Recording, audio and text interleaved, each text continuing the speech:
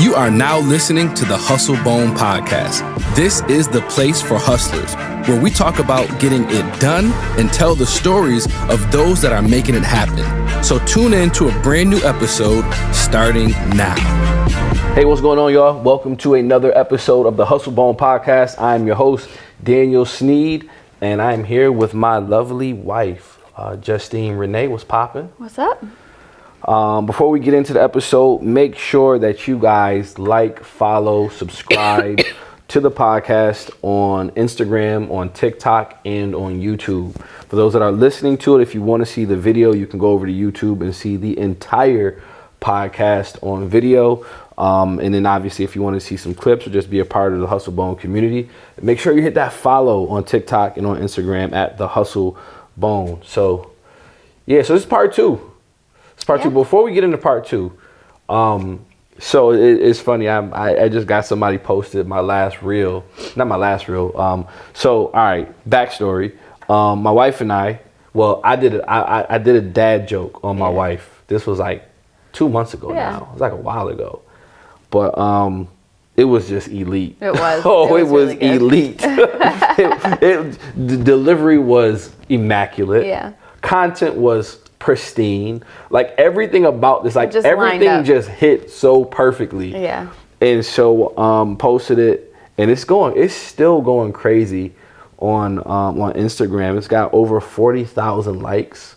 Yeah. Close to 45,000 shares. That's what honestly is getting me. Yeah, people, yeah. I didn't think like 45,000 shares though. Almost 500,000 people. Right. Have seen it. And I think it's funny because you'll see videos with like a crazy amount of views, and they might have a lot of likes, but they don't have that many shares. Yeah. So and then just the people when they post, anytime they post it in their story, I get tagged in it. Yeah. So I can see it. And so just like seeing people just like, like elite, like, people just like, they're really on board with the dad joke. Yeah. So and the comments are amazing. Like this one lady, matter of fact, the voice of Nala, go look at the comments. Go look, it's on my personal account, Best Bet Dan. Go look at the comments. The voice of Nala in the song, "Oh, I Just Can't Wait to Be King." She commented on it. Wow. Yeah, she was like, this got me in a chokehold. And it's funny, we actually went back and forth a little bit. She was like, I watched it like 93,000 something, like a bunch of times or whatever. So that was cool. And then this one lady, because, all right, so you got to go watch it. Pause the podcast, go to Best Bet Dan, go to my reels. And it's like not even great quality. It's just us laying in bed one night, just whatever. Yeah. And the moment just struck. But in the video, Justine asks specifically about, was there a cultural reference that I wasn't aware of the joke that she wasn't aware of? And so this one black lady, she responded. She was like, I'm over here pressed because I'm like, is there something about black people I don't know? Like, what am I missing on this reference? Yeah. And so it was just funny to go back and forth. And I just, I responded to her. I was like, listen, no black cars were jeopardized, by the making of this video. Right. But definitely go check that out. It was a good time. Yeah. It was a good time. All right, so we part two in this thing. Part two of what? Diagnosed with hustle. Okay. Diagnosed with hustle. Man, it's been 5 minutes since the last episode. We're recording these back to back. Obviously, you guys won't see them back to back. You'll see them a week apart or so. But we're just gonna get right back into it. And I think one of the biggest things that we wanted to talk about, as we move forward, was and I gotta change our battery on something. So give me a second. Do it yourself life is you gotta do it yourself. That's right. But one of the things that I've begun to realize over the past I want to say few weeks or so is just how much this whole thing has impacted like every aspect of my life. So just for all of our listeners, catch us up. All right. What did we just do a brief summary of what we talked about? All right. So episode 1. We talked about just the journey of the diagnosis. Yep. We talked about the impact of it and the emotions, the feelings, Yeah. the questioning about it. We talked about how people responded to it. Yeah. We talked about it from the relational standpoint of you and me and Yeah. coping with it. We talked about, the glass ceiling I felt that was over me with business, where I didn't know sometimes if it was because I was black or if, because I didn't know what it was. But now learning like, wow, okay, so now I'm black and I got ADHD. Now we just got to fight everything. Yeah.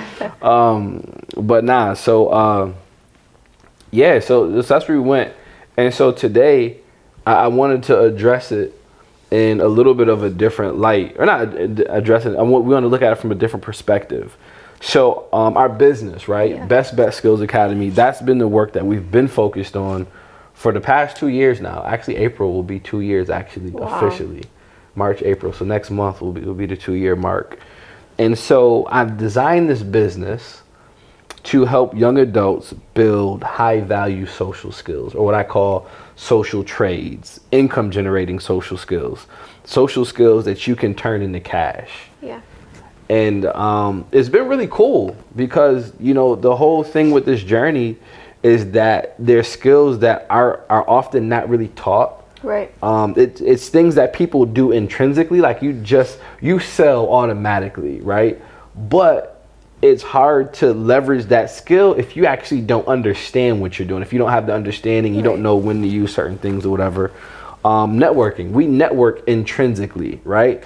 But if you don't know how to be intentional and really how to build a network, you can be one of the most personable people, but not have a great network. And I've seen it happen. Yeah. To people that are like, the same age as me or even older than me. Like, they're great people, but they don't have a network. Yeah. Because they never really understood how to build a network. So the goal and purpose of Best Bet is really to help young people to get to their spots quicker. Mm-hmm. My primary target up until a few months ago has been this. And it's funny because when I start to break this down, you're gonna be like, bro, you're just talking about people with ADHD. Yeah. Yeah. It's intelligent people, smart kids, highly intelligent kids that are not interested in traditional school.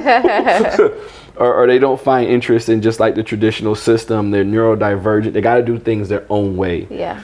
And so, obviously I also work with young people that want to be entrepreneurs, though they are a great fit for this course, getting that social side of it.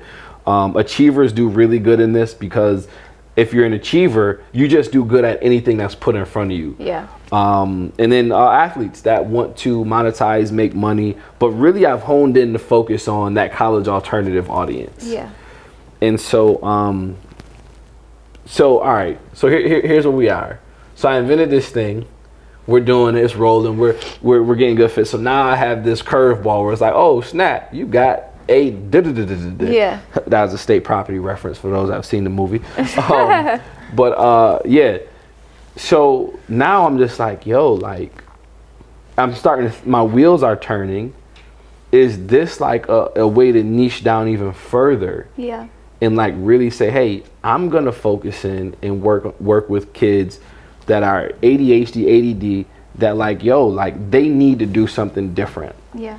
And so what I started doing, right? Once I'm going through all of this, I start asking questions. That's me, right? I gotta explore now. Yeah. So immediately I start talking to some of my students in Best Bet. And I'm starting to find out, hey, tell me, do you? And a lot of, not all, but a good number of my students are either undiagnosed ADHD, like they know they have it, like even parents know they have it, but they didn't do the diagnosis for their own reasons. And some that are diagnosed. Yeah. They're like, yeah.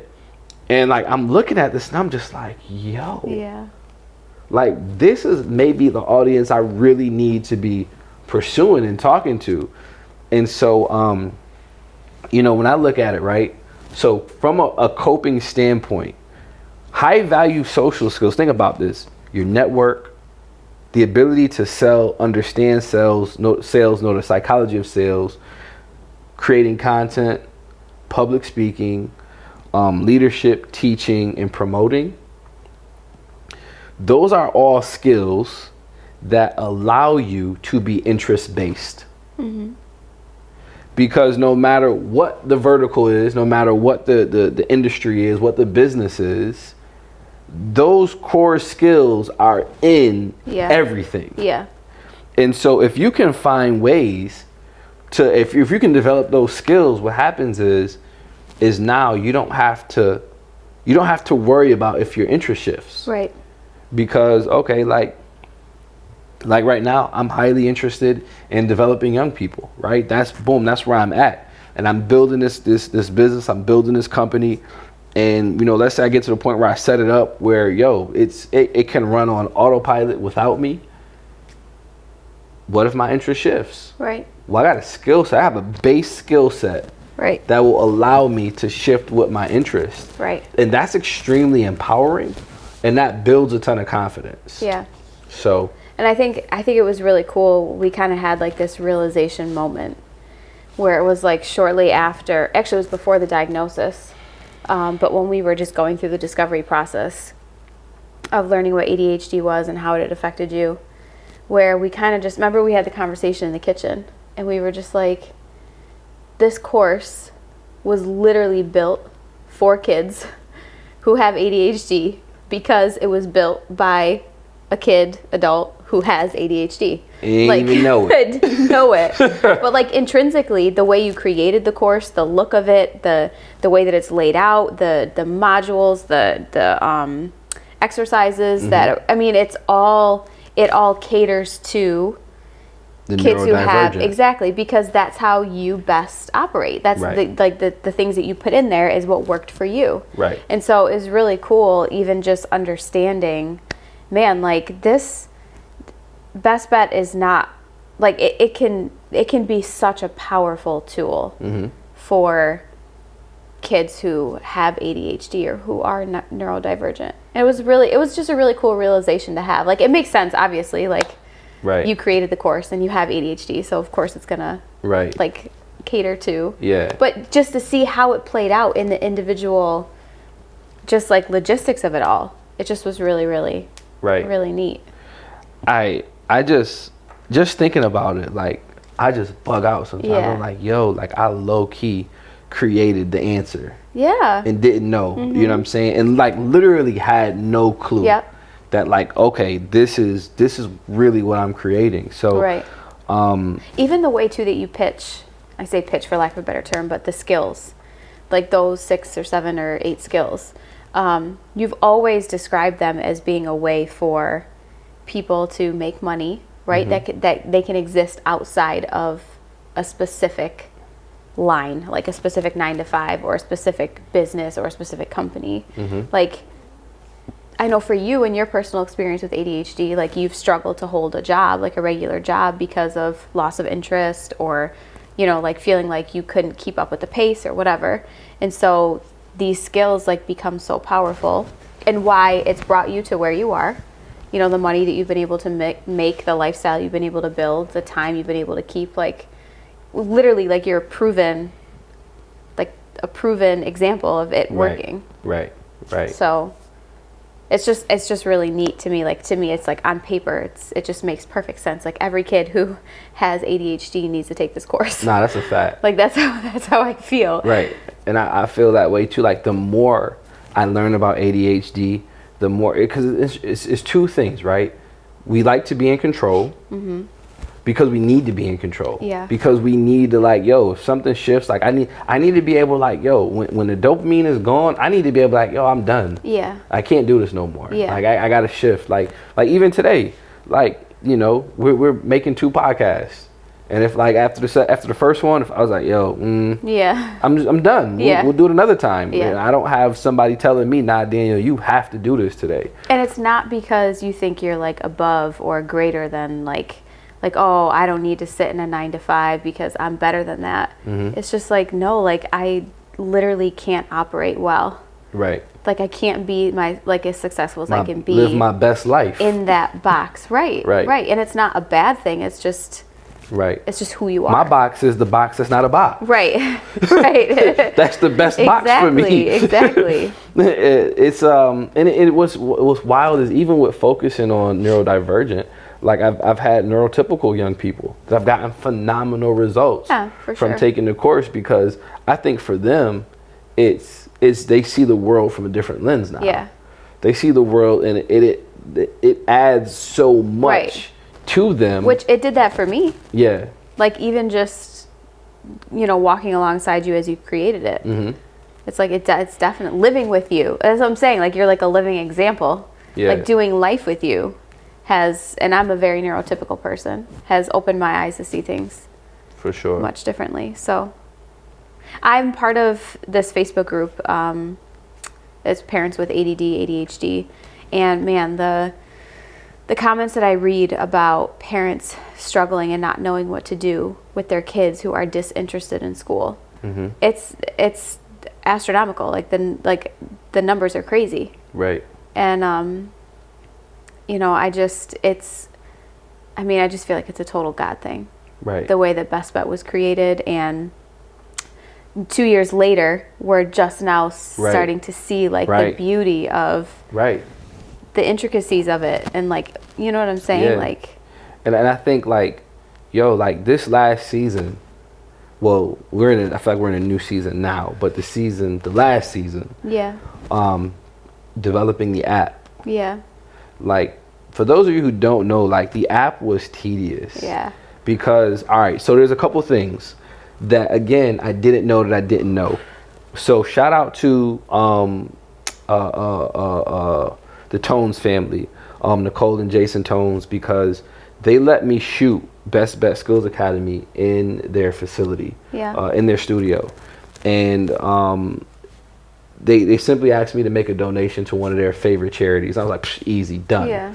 But what they didn't know, and what I didn't even know, oh snap, I just hit my microphone. I probably just caused mad feedback. But what I didn't even know is that what they allowed me to do and the way they let me set up for that week to actually record the whole course, that was a game changer. Yeah. So number one, ease of use.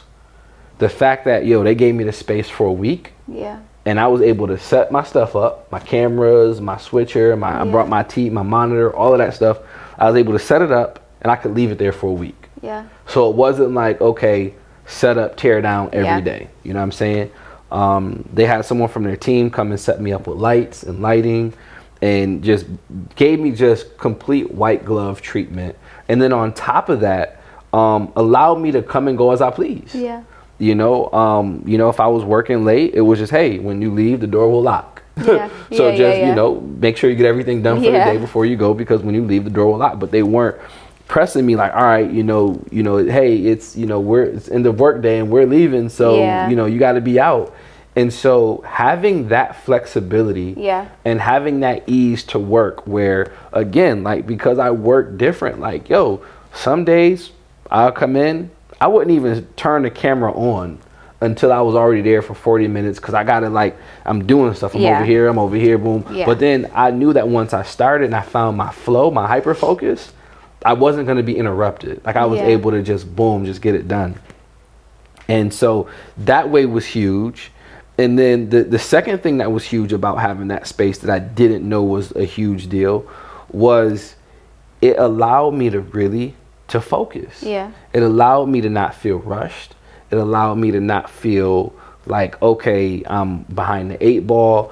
And I could just do my content. I could just flow in the videos. Yeah.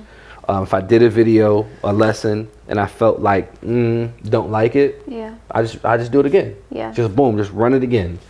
And so shout out to them for that. And again, it you should write them a thank you letter. I did. Oh, but I should write an updated one. Yeah. Because I feel like I understand. Yeah. I'm more thankful now. Yeah. Actually understanding. Because I forgot why I brought that up. Okay. I brought that up because when I started doing the app, we were making new content. The stuff you did at Tone Studio, I think you misspoke. You said it was, you were getting ready to talk about the app, and then you went to the Tone Studios where you recorded the actual material for the course. Well, no, I went there on purpose.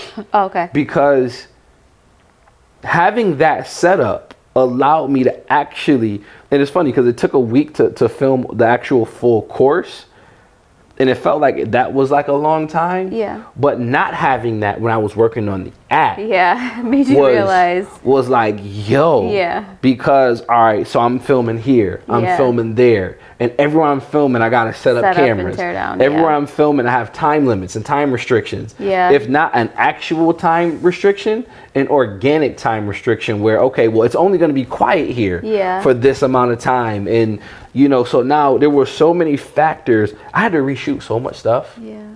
I had to reshoot so much stuff because, yo, some days I would get to a place and because I'm rushing, I'm scattered. Yeah. I didn't turn on my volume. Yeah.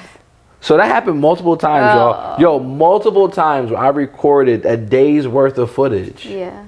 No volume on any of it because I didn't turn on my microphone. Yeah. Or, you know, people in the background, or just, I could tell just the energy. I didn't have the right energy because I'm thinking of everything else because I don't have a sterile environment. Yeah. And so that took way more time than expected.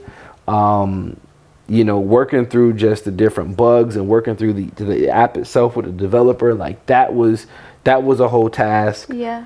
And just the nuance of it, a lot of stuff I was doing myself, and it almost put us under. Yeah. Like that's why I brought this up, is because like, yo, like end of December. I don't even want to talk about it. Stress. Yeah, it was rough. I don't think now is the time to share all the details of what that was. I don't think that everybody can handle it, just given where things are. But it was just like, yo, like we almost were in a position where best bet didn't exist today. Yeah. And we were faced with some very real and very imminent decisions on how to move forward. And I'm thankful that I had you, because without you, I probably would have been like, nah, forget this. It's over. It is a wrap for this. I'm done. But it was tough. Yeah. And you know, I say that to say that, like, you know, to get here and to get this realization, this moment of because I think that's the biggest thing with any business is understanding who you can serve best. Yeah. Right? Because when you understand who you can serve best. Then that's who's going to see the value in what you're doing. And I think that's been one of the things where we're trying to figure out, because obviously, right, the more focused you make your audience or your offer, the easier it is to talk to people who see value. Sure. And so I feel like up until this point, my offer has still been kind of broad-ish. Yeah. But now it's like, okay, I see... You about to go to sleep on me? No, I can see very clearly now who this is for. Yeah. I can see there are families that are looking for solutions, and they're like, man, like, okay, our kid is neurodivergent. Our kid, you know, is a brilliant kid, smart kid. We like, but I got you then, like, you know, and it's even now, like, so one of the things recently I've started to look at ADD coaches or ADHD coaches. And even within that, what's awesome is I still have a really cool niche. Yeah. You know, I'm not, so I was looking up some coaches the other day. There's a lot of coaches where it comes to like the day-to-day of how to do life better, right? In terms of just, okay, you know, doing your schoolwork, getting it done, and creating those behavior modifications for that, you know, how to, you know, the social, emotional aspects of things, right? But like the career aspect of it, to really be like teaching these skills in the way that I teach them, I still very much feel like, man, like I'm on this island by myself. But that means more people can see me clearly. Yeah. You know? Yeah. So I'm actually really excited to even partner with some of the coaches that are already out there. Yeah. You know, and say, hey, look, you know, here's what you're offering. And I am the next step, or I am the in addition to for you, and being able to, you know, really work in partnership. So I'm excited to build even new relationships like that with coaches, and you know, help them serve their people, and then even me, like I might have some people to send to them and helping them to serve their people. So I think all around, and I think that's why the diagnosis was so important to me. Is I wanted to, number one, fully understand, and be in position where I'm losing you. No, you're good. Okay, you look like you're about to fall asleep. Yeah, I'm definitely like. Yo, I love this. We were up really late last night. Literally. You can't say it like that. Stop saying it like that. I didn't. I'm not trying to. This is a professional podcast. I'm not trying to say it like anything. I can't bring you back on the show if you're going to be out of control and I just said we were up late. I didn't say anything else. It's the way you said it. I didn't mean to say it anyway. If you're listening, go to my Instagram right now and agree with me, because you said that with the Nala look from Lion King. Oh yeah. The can you feel the love tonight look. Oh, she gave him the look. Yeah, that's how you said that. Oh, okay.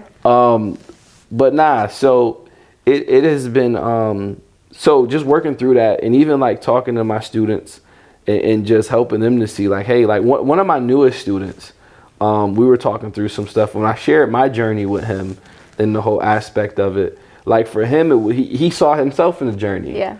And we began to talk through, okay, so boom, this is why you're here. Yeah. This is, this skill set, if you come to the table, and I got your attention because you're interested, right? Yeah. So I got that. And I always make sure that I have that with my students, because, and it's funny, like even the fact when I started, I'm like, I gotta have kids that are interested. I gotta have the right fit. Yeah. I didn't even know. Yeah. They're like, like that's because I'm aiming for kids that, if they're disinterested, they're not going to do anything. Exactly. Right.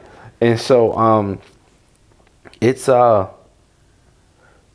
exciting to see how this information lands with young people that, will have a cheat code now. Yeah. Will have an advantage, will have a way that they really can get to their spots, right? And I say that phrase often, get to their spots. It's a basketball term. Yeah.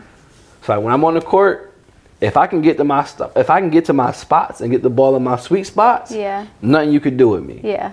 And so just like in life, helping young people get to their spots, for some it might be that dream job, that is interesting. The more you learn, the more you learn, right? Mm-hmm. And you find that there's jobs where there's somebody who their job is, I don't know, it's really random, but it would be perfect for somebody who was in the ADHD position, but just had the ability to build a network to get to these positions that are off the beaten trail. Because that's how you get there, by knowing, by talking to people. Yep. And if you understand how to build a network, if you're really into something, right? If the thing that you are constantly hyper focused on, if you can take that information and you can box it up, right? You can put it and package it and label it, and now you can sell that information. Oh, and guess what?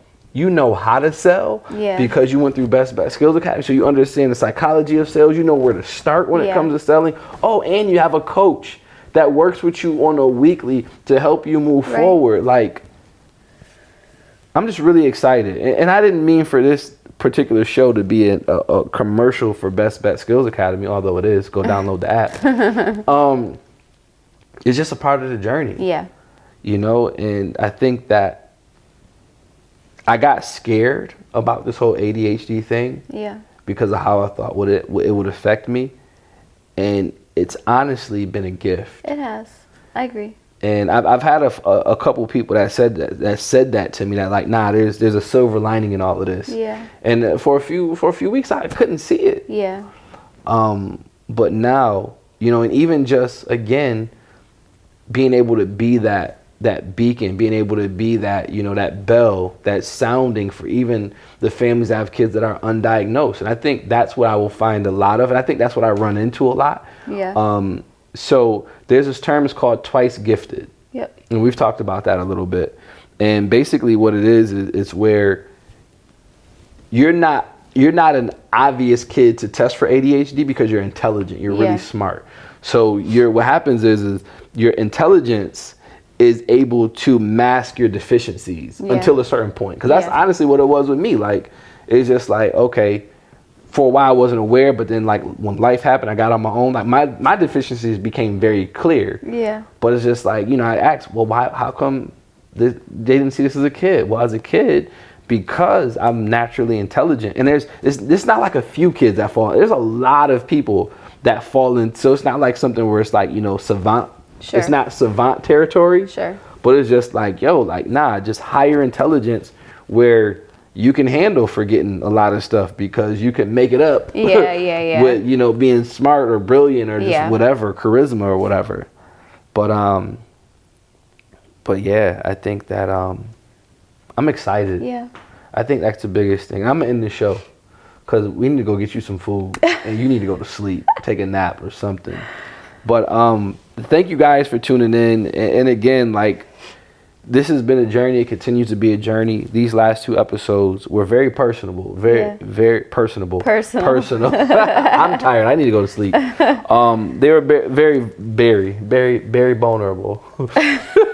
They were very vulnerable. Yeah. And so I thank you guys for rocking, you know, with us on this. Please feel free to reach out. I'll be back with interviews. Yeah, the reason why the podcast has been irregular is actually partly because of the ADHD, but I'm working on it. Yeah, we're working on it. I actually enjoy doing this. I don't like all the logistics that come with it sometimes, and that becomes a difficulty. But I'm gonna keep putting out this this podcast and information because I've had so many people just share that they've gotten a lot from it. Yeah. And so thank you guys for tuning in. If you have any questions or if you think that you might fall into this category or you're go talk to a psychiatrist. I've mentioned the psychiatrist that I've worked with, and I'm working with Dr. Brian Burrows. He's locally in Rochester. But reach out, get information, learn more, get help, because honestly, like, though it's been a tough pill to swallow, I have to be honest and say my life has only gotten better. Yeah. Since I understand. And again, I didn't do medicine, yet. That's again on the table, but haven't made a decision on it yet. Yeah. But it's lit. Yeah. So yeah, thank you guys for listening to episode 2 of Diagnosed with Hustle on the Hustle Bone podcast. Make sure that you guys like, follow, subscribe, all of that good stuff. Leave comments. Tell us if on YouTube, leave comments. Tell us what you think. I would love to hear you guys' feedback. And I'm going to let my wife go take a nap. You guys have a fantastic night. Until next time. Or night, day, whatever you watch. I said night like they watch. They could be watching this at like 2. Well, that's night 2 in the morning. You guys get what I'm trying to do. I'm just doing too much. We'll talk to you on the next one. Later. Thank you for listening to the Hustle Bone podcast. And until next time, we'll see you soon.